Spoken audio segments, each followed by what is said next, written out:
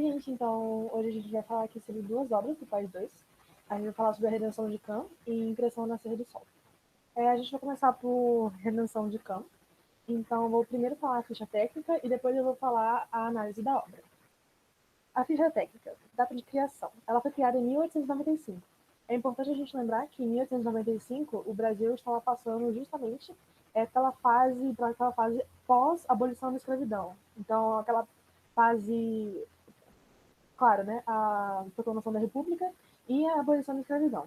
O autor, Modesto Brocos, técnica, olha sobre tela, e ele está no acervo do Museu Nacional de Belas Artes. Tirando essa parte, né, mais técnica, a gente pode observar que essa tela faz questão ao embranquecimento, porque na época que a obra foi feita, né, foi publicada, estava ocorrendo uma imigração gigantesca aqui para o Brasil. Para quê? Para tentar embranquecer essa parte da população que claramente era negra, né, era mestiça. Tanto que a gente pode perceber que após a abolição da escravidão, o governo federal implantou diversas medidas para favorecer a entrada de imigrantes, principalmente alemães, é, assim, alemães caucasianos, digamos assim, pessoas caucasianas e germânicas no território. Enfim, nossa, eu olhei pra cara e me perdi todinha. Enfim, tá, voltando ali de raciocínio. Escravidão, retorno das atividades, imigração, beleza. E por que eles queriam esse embranquecimento? Claro que tem toda aquela coisa do negro inferior, do negro subdesenvolvido, e a gente tem até hoje essa visão estereotipada, né, dos povos africanos e dessa raça subdesenvolvida. Então a gente pode ver aqui na tela que são três gerações de pessoas. Tem a geração da avó, que seria a geração negra, a geração da mãe, que seria uma geração mestiça, né? E a geração da criança, que já seria uma geração branca. Mas vamos fazer primeiro um link com o nome. Por que a redenção de Cã? Cã, ele foi um dos filhos de Noé, e segundo a Bíblia, né, segundo a mitologia bíblica, o Cã, ele viu o pai, Noé, alcoolizado. Então, Noé estava fora de suas faculdades, e Cã foi lá e meio que caçoou de Noé. E por isso, Noé jogou uma maldição em Cã, e supostamente Cã se dirigiu à região africana. Eles se dividiram, os irmãos, e Cã foi para a região africana. E os seus descendentes foram todos castigados por Noé e foram castigados por Jesus, enfim. Mas por que a obra Redenção? Redenção significa salvamento por Jesus. Então a gente pode ver aqui que essa senhora, a da esquerda, ela está tendo um momento de redenção, ela está sendo salva. A família dela está sendo salva por causa desse cidadão à direita, que é um pai branco. Porque a saída dos males, a saída da família de uma situação ruim socialmente, seria o embranquecimento. Então, a única forma deles saírem dessa mazela, né, que seria a negritude, seria se casando com uma pessoa branca. Que foi o que a geração do meio fez, que foi o que a pessoa morena, eu vou usar essa terminologia, né, negra de pele clara, fez. Se casou com um homem branco e teve a criança. A gente pode perceber também que ele fez uma clara distinção entre os povos. Então, assim, você pode perceber que a avó, ela tá com roupas diferentes e num cenário diferente do personagem branco. Porque, claro, né, tem aquela divisão negros inferiores e brancos superiores. Então você pode perceber que a avó, ela usa roupas mais simples, a faixa na cabeça, né, tendo aquela terminologia simples, o chão de terra batida. Então a gente pode perceber que a estadia, né, a tela vai melhorando da esquerda para a direita. No meio aqui você pode ver a mãe, ela está entre o chão, né, asfaltado, não, o chão com pedras, né, e o chão de terra batida. E o pai, ele já tá com roupas mais formais, com sapatos, inclusive, já tá no chão. Beleza, tudo bonitinho. Aí a gente pode também dar uma observada que esse bebê, que é o claro que foi a salvação da família, nasceu branco, e ele é o centro da tela. Ele é o ponto de fuga da tela, que é quando você traça todas aquelas linhas assim, e né, você traça todas as linhas e fica um pontinho no centro. Ele seria o ponto de fuga. É a coisa que mais importa na tela. Tanto que o bebê tem até um brilho, assim. As roupas brancas, a laranja segurando na mão dele, tudo destaca. A laranja significa fertilidade, tentando lhe trazer essa ideia de que os brancos deveriam ser perpetuados, deveriam ser levados à frente e que a raça negra deveria ser deixada para trás, não deveria ser reproduzida. Bom, acho que é basicamente isso. Um fato interessante é que ao observar... duas coisas, né? Que ao observar a mulher aqui, você percebe que ela tá, tipo assim, uma forma piramidal. Tem aqui, dá pra ver assim uma pirâmide, estão percebendo? E essa forma piramidal era sempre relacionada às Madonas. Quem não sabe quem são as Madonas são as mães, basicamente, de Jesus, representação materna de Jesus. E dava para ver em esculturas, pinturas, era sempre desenhadas em forma piramidal. Sempre, sempre, sempre. Então, isso daqui é uma representação de, tipo assim, nasceu algo belo, nasceu algo bom, assim. E a outra coisa é que a Malu tinha até comentado em uma live que ela tinha feito com a professora, é o sorrisinho do pai. Ah, sim. Que ele, tipo assim, ele olha pra criança assim, tipo assim, Foi eu que satisfeito fiz. de. Exatamente, exatamente. Ai, ai. De ter Uma orgulho, coisa assim, da criança. que eu esqueci de falar foi sobre os gestos da avó, da mãe e da criança. A avó, né, com as mãos voltadas para os céus, agradecendo pela redenção, ou seja, agradecendo pela misericórdia, né, de Deus por ter dado a ela um neto branco. A avó está apontando para a avó, não, a mãe está apontando para a avó, mostrando para a criança quem é a avó. E a criança ela tá tentando meio que assinar para a avó, né? Porque a mãe está mostrando e a criança está assinando. Inclusive tem algumas pessoas que pensam que a criança está meio que abençoando a avó pela redenção. São algumas teorias aí da conspiração e tal, mas de todavia ela está acenando para a avó porque a mãe está apontando. Bom, é isso.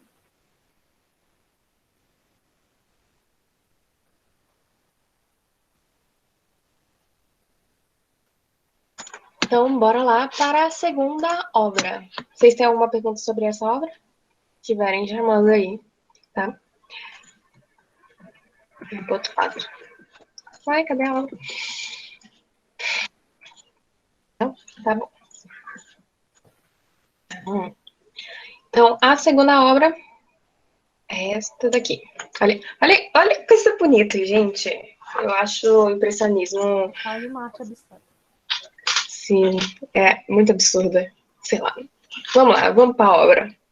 Essa obra ela foi pintada por Monet, ou a portuguesando é Monet, que tem um T no final. E ele é um dos responsáveis pela criação do movimento impressionista. Então, ai, gente, eu fico muito abismada. Eu vou até tirar esse negócio da tela, senão eu vou me perder. Tá. O movimento impressionista, pelo menos nas artes visuais, ele significou uma ruptura dos padrões do passado e abriu uma porta para as experimentações e pesquisas que desembocaram na arte moderna. Então, e outra coisa, essa obra, chamada Impressão, 2 pontos ou uma vírgula, dependendo aí, Nascer do Sol, ela foi pintada em 1872 e é o marco inicial desse movimento, tá? Então, essa obra linda, maravilhosa, ela é o marco inicial.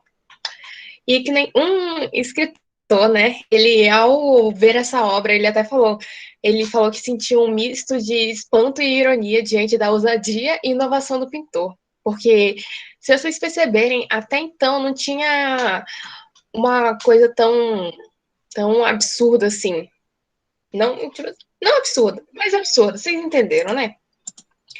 Porque era um negócio clássico com toda aquela métrica, toda a rigidez, algo barroco, cheio de exagero, pelo menos eles consideram exagero, né?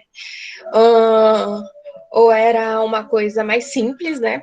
Se você pegar uma obra bizantina, por exemplo, ela é bem simples, mas ela traz tentando, né? Tentando fazer um 3D onde só tinha 2D, basicamente. Mas bora lá, bora voltando para a obra, senão eu vou me perder e vou falar demais, como sempre eu faço. Um fato, assim, é que estão utilizando de modo pejorativo e foi adotado por Monet e seus colegas o termo, tá? Impressionismo, por causa desse escritor mesmo, que ele ficou impressionado com a obra. Então, eles adotaram esse termo. E surgiu assim o impressionismo com um grupo que firmou a partir da exposição relativa no ateliê de fotógrafo. Gente, isso não é importante, eu tô falando muita Rapidinho, só coisa. deixa eu falar uma coisa. Além do movimento impressionista ter esse nome, né, por causa deles ficarem impressionados, impressão é porque eles, por exemplo, eles olhavam uma cena e eles não necessariamente representavam a cena como ela é. Eles representavam a cena pela impressão deles. Então, assim, pela impressão, pelo movimento das luzes, como eles observavam aquela cena. Então, ao longo do dia, a cena poderia mudar. Se eles pintassem de manhã, poderia ser uma impressão diferente. À noite, uma impressão diferente. Então, por isso o impressionismo. Porque eles não pintavam com aquela rigidez do neoclássico, não pintavam com aquele exagero do barroco, mas eles tentavam trazer mais um sentimento, algo mais pessoal, de como eles estavam observando a obra. E um exemplo é Goethe, ou Goethe, sei lá, do jeito que vocês quiserem falar aí, nas pinturas negras, que é bem absurdo mesmo, um absurdo, sei lá. Eu vou falar que é absurdo porque é algo sem palavras para descrever, sinceramente. Eita, o trem. Meu Deus, gente. Perdão. Continuando.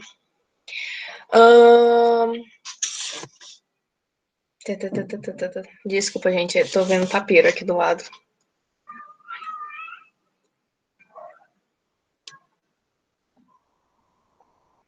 Ó, além disso, né, além dessa impressão, como a Malu tinha falado, do autor sobre o nascer do sol, essa corrente, né, ela também, como realismo, ela tem uma ausência de linhas e da cor preta, que nem você não vai ver em obras impressionistas muita cor preta, tá?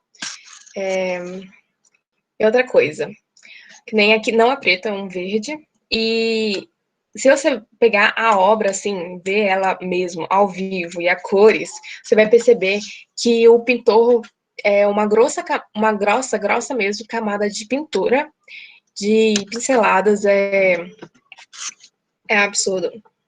Ah, eu tenho que parar de falar absurdo. Tá. E além disso, né, eles queriam demonstrar no universo dinâmico diante dos olhos um universo transformado de acordo com a exposição da luz. Que nem vocês estão percebendo aqui o sol, bonitinho ali, fazendo negócio. Mas vocês estão percebendo que a luz não vem do sol? Diretamente? Não está apresentando. Ah, meu pai. Voltando. Perdão, gente. Aí, vocês estão vendo aí que a luz não vem diretamente do sol? Que nem tem um sol aqui e tem o reflexo do sol na água. Mas aí a luz tá bem aqui assim em cima, em toda a pintura, parecendo assim, refletindo. E a água reflete isso.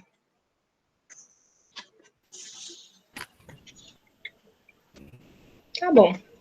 Sim, Então, senhora. obrigado. Olha isso, gente, muito bom.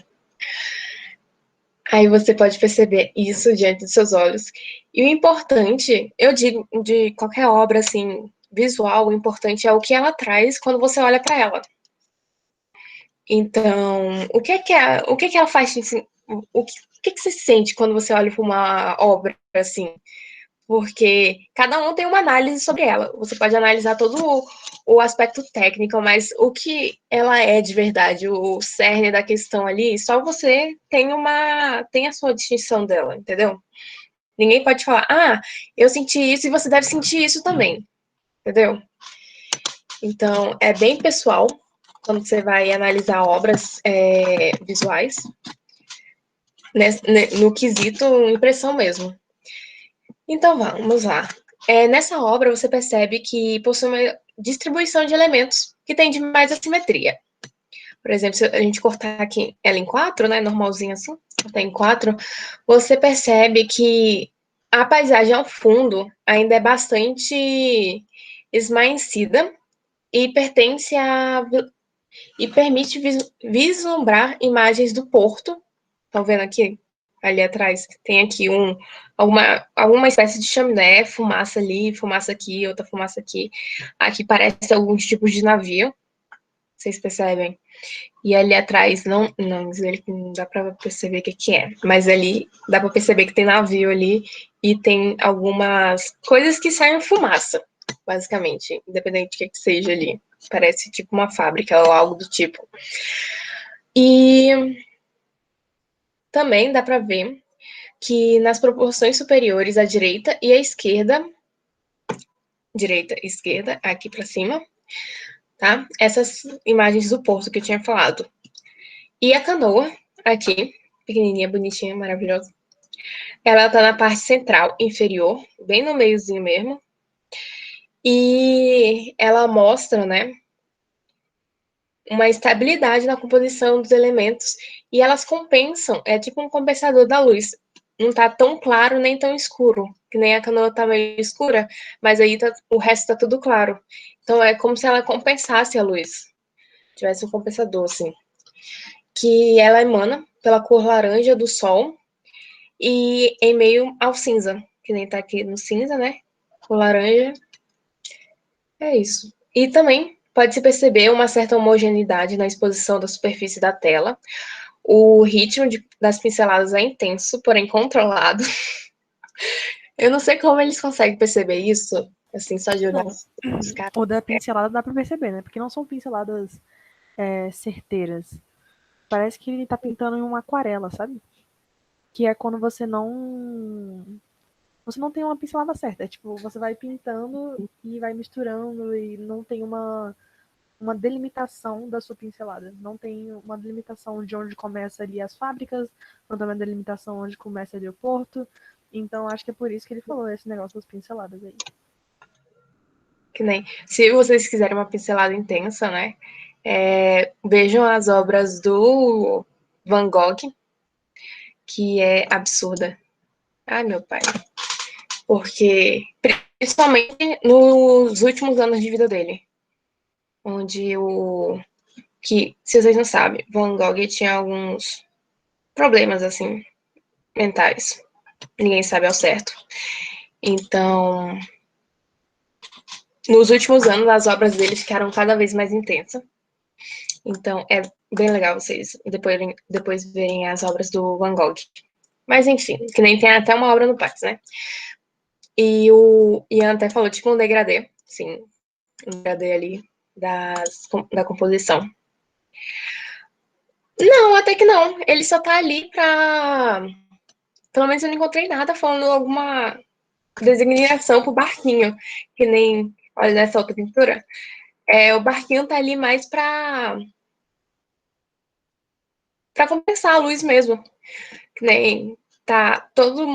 basicamente todo mundo na mesma cor e tem um barquinho ali compensando a falta ali. E também, como a Malu disse, também pode ser por causa do porto, para demonstrar que é um porto ali, que não é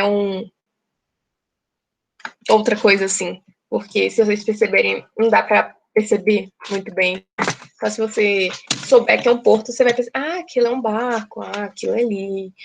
Não sei. Eu não viajaria muito nessa parte. E por fim, como a luz predomina na composição e praticamente clareia toda a tela, como eu havia dito, né? Mas a harmonia entre as cores, porém é possível perceber o contraste de claro e escuro, luz e sombra. Que nem lá, claro assim do céu, escuro assim do barquinho, ou um pouquinho ali do porto, e essa coisa aqui, que não dá para saber o que é.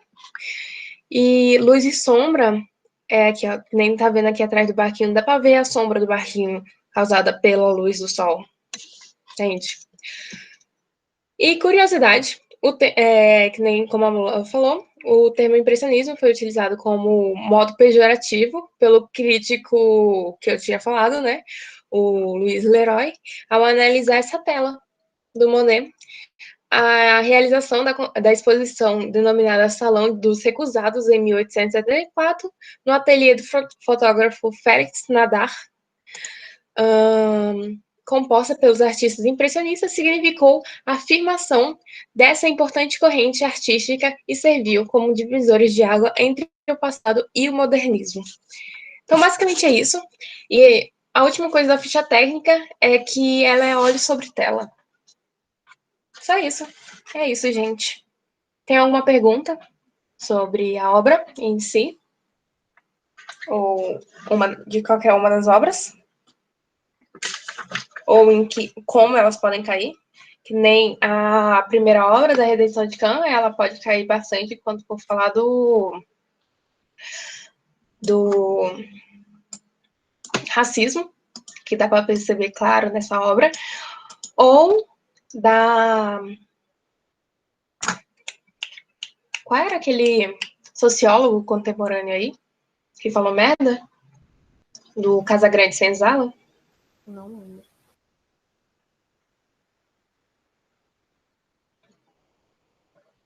Tem certeza? Florestan Fernandes. Tá, Florestan Fernandes. Então, é basicamente uma representação na artes visuais para essa obra Casagrande Senzala, que fala sobre, que apoia a miscigenação. Então, daria para fazer um anexo a essa obra. Tá bom, sem perguntas? Então, é isso, gente. Foi bem rapidinho. Segue a gente, ativa o sininho, curta o vídeo, comentem. Malu alguma coisa? Iris alguma coisa? Tchau, gente. Vão lá no Instagram, segue a gente. Gente, segue a gente no Instagram, que eu não faço a mínima ideia qual vocês. É @MatrixProjeto. É muito bom.